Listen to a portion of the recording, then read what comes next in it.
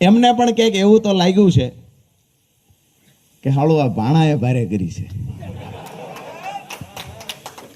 Ticket ન કપાય એના માટેનું ખૂબ સરસ મજાનું આયોજન કર્યું. મેં કીધું એમ પેલા કેડહમાં પાણીમાં ડૂબકા દીધા. હમણાં મેં 2 દી પહેલા જોયું, એ કે ટેટુ કરાયું, એ કે ક્યાં કરાયું?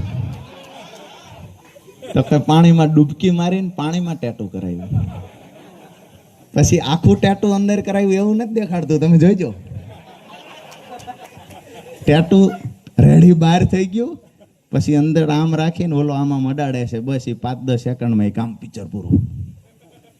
આખું ટેટુ કરાવવા જાય તો પેટા ચૂંટણી આવે. પાણીમાં કઈ થોડું સારું છે બાપા. એ તો તેદીએ તે ઓલા બ્રિજ તૂટ્યો તેદીએ જ્યારે 100 જણાને બચાવવા ગયા ને, તેદીએ જો કેડ હમું પાણી સાંડીને આઘાવી ગયા હોત તોય પેટા ચૂંટણી આવી જાત. ભગવાન 100 વર ના કરે એમને, પણ આપણે તો સાવધાન કરીએ છીએ કે નાટક કરવામાં ક્યાંક ઊંધું પડી જાય ને આઘા પાણી ન વ્યા જતા. અને તમે આજુબાજુ રીજો બચાવ્યા તો થાય, એને 100 ને બચાવ્યા, તમે એને 1 ને બચાવો. મામા છે બચાવવા પડે, પણ મથુરા વાળી થવાની છે. મથુરાનો ઇતિહાસ બધાને ખબર છે. અને મેં પહેલા પણ કહ્યું કાનનો જન્મ થઈ ગયો છે, કંછે માયાજાળ હંકેલ લેવી જોઈએ, પણ મને લાગે કચ્છ એનો વધ થયા પહેલા માયાજાળ હંકેલ છે નહીં.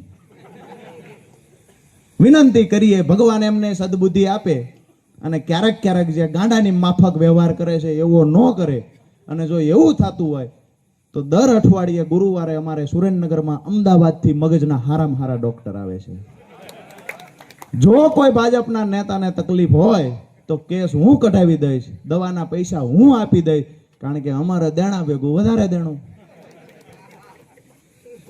પછી મને ભાઈએ હમણાં જ આ બાવરવા સાહેબે કીધું, મને કે આ મગજની તકલીફમાંથી હવે તકલીફ બીજી ચાલુ થઈ છે. મેં કીધું બીજી કઈ તકલીફ ચાલુ થઈ છે? તો કે ટાઢકની દવા હવે લેવી પડશે, નહીતર એ તકલીફ છે.